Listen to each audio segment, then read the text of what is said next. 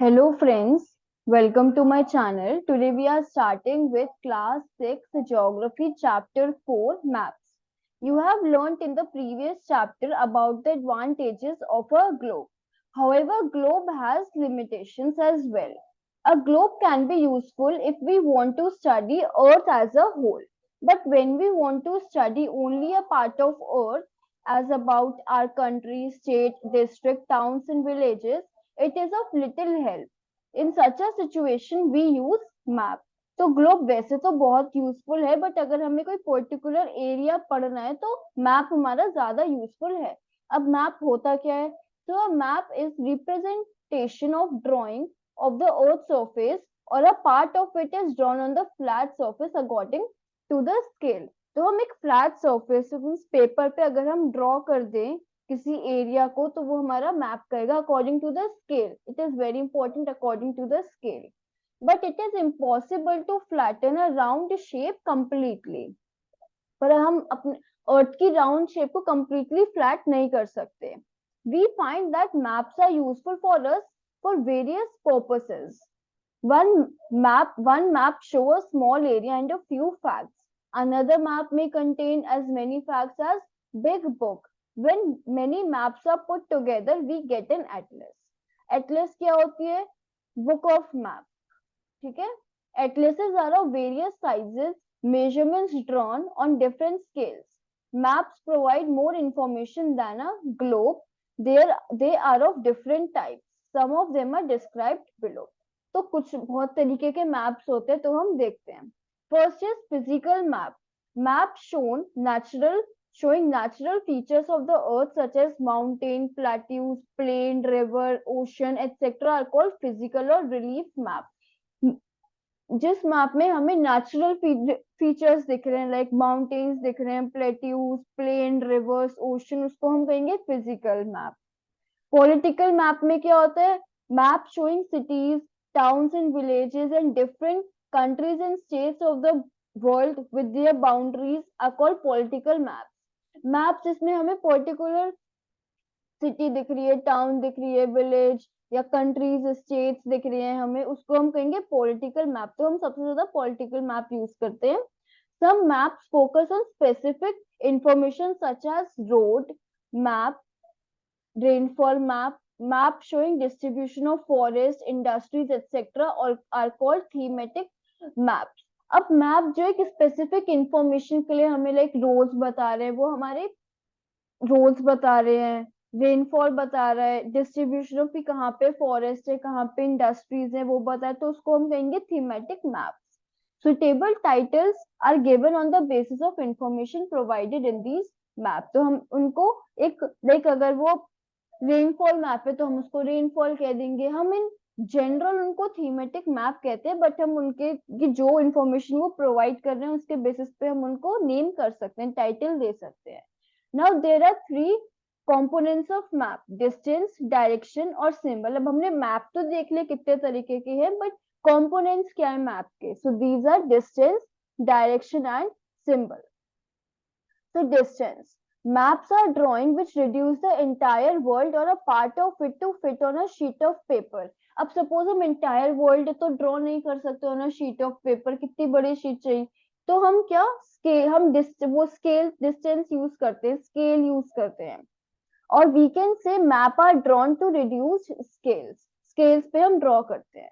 But this reduction is done very carefully so that distance between places is real. तो ये जो reduction होता है वो बहुत ही ध्यान से करा जाता है कि ओरिजिनल डिस्टेंस से वो मैच करे.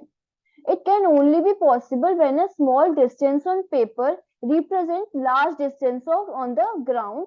Therefore, a scale is chosen for this purpose. अब सपोज हमें अपना ही एरिया एक पेपर पे ड्रॉ करना है तो हम क्या छोटा छोटा ड्रॉ करेंगे, कोई एक स्केल मार्क कर लेंगे कि हम इतना डिस्टेंस हम इतना लेंगे. ठीक है. So scale is a ratio between actual distance on the ground and distance shown on the map. तो हम स्केल यूज करते हैं कि सपोज लेकिन for in this example, for example the distance between your school and your home is 10 kilometre. If you show this 10 kilometer distance by 2 centimeter on the map, it means 1 centimeter on the map will be 5 kilometer. तो suppose हमारा school का और home का distance 10 kilometre है, तो हमने उसको 2 centimetre से डिनोट कर दिया, इसका मतलब 1 centimetre is equal to 5 kilometre. तो हम स्केल बहुत छोटे छोटे यूज करते हैं ऐसे, ताकि हम बहुत ज्यादा ड्रॉ कर पाए। The scale of your drawing will be 1 centimetre is equal to 5 kilometre. Thus, scale is very important in any map. If you know the scale, you will be able to calculate the distance between two places on the map. अगर हमें scale पता है तो हम calculate कर लेंगे distance दो जगह पे on the map. When large areas like continents or countries are to be shown on a paper, then we use a smaller scale. Like for example, 5 centimeter on the map is 500 kilometer. इसका मतलब 1 centimeter is equal to 100 kilometer of the ground. It is called a small scale map. कि हमने बहुत ज्यादा छोटा कर दिया, हमने स्केल बहुत ज्यादा कम कर दिया, छोटा ले लिया. Now when a small area like your village or town is to be shown on a paper, तब हम large scale भी use कर सकते हैं. Like for example, 5 centimeter on this 500 meters only on the ground. So it is large scale कि हमने सिर्फ 1 centimetre को 100 मीटर ही लिया है, तो हम इसको कहेंगे लार्ज स्केल मैप कि हमने काफी बड़ा स्केल यूज कर लिया. तो large scale map gives more information than obviously जो ज्यादा एक्यूरेट इन्फॉर्मेशन हमें लार्ज स्केल मैप में मिल पाएगी. Now second is direction. Most map contain an arrow marked with the letter N at the upper right hand corner. This arrow shows the north direction. ये like इसमें ये north direction को show करता है. It is called the north line. When you know the north, you can find out other directions. For example, east, west and south. So अगर हमें पता है कि ये north direction है तो हम आसानी से बता सकते हैं, हम पहले पढ़ चुके हैं. Like for example, ये हमारी ऊपर हमारा north है, तो नीचे हमारा south हो गया, right में हमारा east हो गया और लेफ्ट में हमारा वेस्ट हो गया. अगर हमें और डायरेक्शंस बताने तो इसमें है, देखो ये नॉर्थ और ईस्ट के बीच में तो ये नॉर्थ ईस्ट हो गया, ऐसे ये ईस्ट और साउथ के बीच में तो ये साउथ ईस्ट हो गया, ये वेस्ट और साउथ के बीच में तो साउथ वेस्ट, एंड नॉर्थ और वेस्ट के बीच में तो नॉर्थ वेस्ट. तो हमें कुछ भी रटना नहीं है, हमें सब कुछ समझना है. बहुत इजी था ये. So there are 4 major directions. 4 तो हमारी मेजर डायरेक्शंस होती हैं, नॉर्थ साउथ ईस्ट वेस्ट. और they are called cardinal points. इसको हम कहते हैं cardinal points. Other 4 intermediate directions are called north east, south west, north west. तो अगर हमसे पूछा जाए कि कार्डिनल पॉइंट्स कितने होते हैं तो वो 4 होते हैं, नॉर्थ साउथ ईस्ट वेस्ट. और हमें वैसे पूछा जाए कि इंटरमीडिएट डायरेक्शंस भी बतानी है इसमें, तो वो भी 4 होती हैं, which is north east, south east, north west, south west. We can locate any place more accurately with the help of intermediate directions. से हम कोई भी जगह बहुत मतलब एकदम परफेक्टली बता सकते हैं, एक्यूरेटली बता सकते हैं. Now find out the following direction from the figure 4.1. The direction of community center. Community center की क्या डायरेक्शन है? North. Very easy. The playground from Vikas house. Playground हमारा विकास के हाउस से इस डायरेक्शन में पड़ रहा है. ऊपर वाला हमारा नॉर्थ है, ये हमारा ईस्ट है, तो किस डायरेक्शन में पड़ा वो? North east. The direction of school from shop. तो स्कूल की क्या डायरेक्शन है शॉप से? East direction. ठीक है. We can find out the direction of a place with the help of compass. It is an instrument used to find out main directions. Its magnetic needle always points towards north south direction. तो suppose हमें पता है कि ऊपर north है तो हमने बहुत आसानी से निकाल ली डायरेक्शन. बट अगर हमें यही नहीं पता कि नॉर्थ किस साइड है तो हम कैसे निकालेंगे? तो इसलिए हम यूज करते हैं कंपास. ये हमेशा अगर हम इसको ऐसी नॉर्मल रेस्ट पोजीशन पे रख देंगे, मींस इसको छुएंगे नहीं हम बिल्कुल भी, तो ये नॉर्थ साउथ डायरेक्शन में फेस करेगा और जो रेड इसका एरो है वो हमेशा नॉर्थ डायरेक्शन को पॉइंट करेगा. तो हमें इससे पता लग जाए कि नॉर्थ डायरेक्शन इस साइड है, तो हम बाकी और सारी डायरेक्शंस निकाल सकते हैं. Now third is, first is distance, second is direction, now third is symbol. It is third important component of a map. It is not possible to draw on the map the actual shape or size of different features such as building, roads, bridges, trees, railway lines or a well. So हम ये actually draw तो नहीं कर सकते, but हम किसी symbol से denote करते हैं इनको. So they are shown by using certain letters, shades, colors, pictures and lines. These symbols give a lot of information in limited space. में ये बहुत ज्यादा information दे देती हैं. With the use of these symbols, maps can be drawn easily and are simple to read. इस वजह से हम map को बहुत easily read कर पाते हैं. If you don't know the language of an area, then therefore cannot ask someone for direction. अगर हमें नहीं पता language area की तो हम direction ask नहीं पूछ नहीं सकते. अगर हमें language नहीं पता उस area की तो हम maps को use करके उस particular जगह पे पहुंच सकते हैं. So maps have a universal language that can be understood by all. There is an international agreement regarding the use of these symbols. These are called conventional symbols. इनको क्या कहते हैं? International agreement है कि हम कि यही symbol use होंगे. तो इसको हम कहते हैं conventional symbols.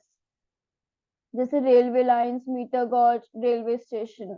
ऐसी roads अगर metalled है, unmetalled है. International boundary, state boundary and district. ऐसी रिवर की, वेल की, टैंक की, कैनाल की एंड ब्रिज की. टेम्पल, चर्च, मॉस्क एंड छतरी. Post office, PO.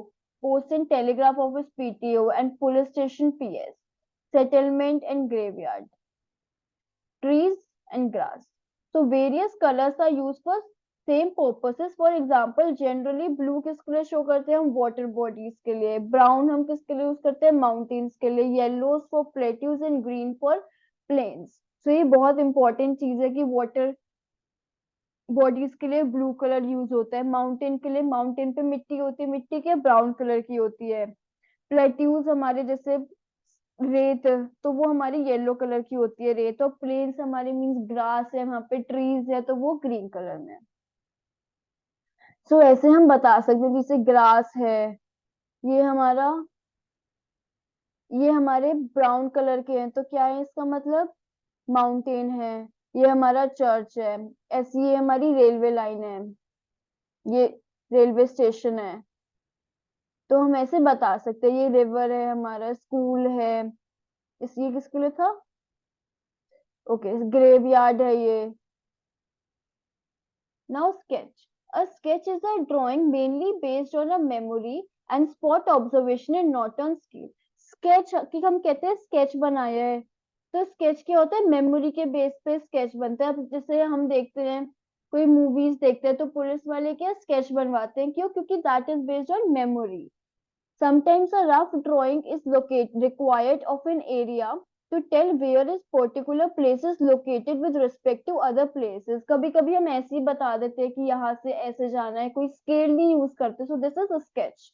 Suppose you want to go to your friend's house but you don't know the way. Your friend may make a rough drawing to show the way of his house. So इसको अगर हम rough draw कर रहे हैं किसी को कोई direction बताने के लिए बिना स्केल के, कि कोई हम स्केल यूज नहीं कर रहे. अब हमने स्केल पढ़ा है, नॉर्मल स्केल नहीं कि स्केल से ड्राइंग करनी है, हमने ऊपर पढ़ लिया स्केल क्या होता है. उस स्केल के बिना अगर हम यूज कर रहे हैं तो उसको हम कहेंगे स्केच मैप. प्लान क्या होता है? A plan is a drying of a small area on a large scale. Small area का ड्राइंग हम लार्ज स्केल पे कर रहे हैं, प्लानिंग कर रहे हैं किसी चीज की.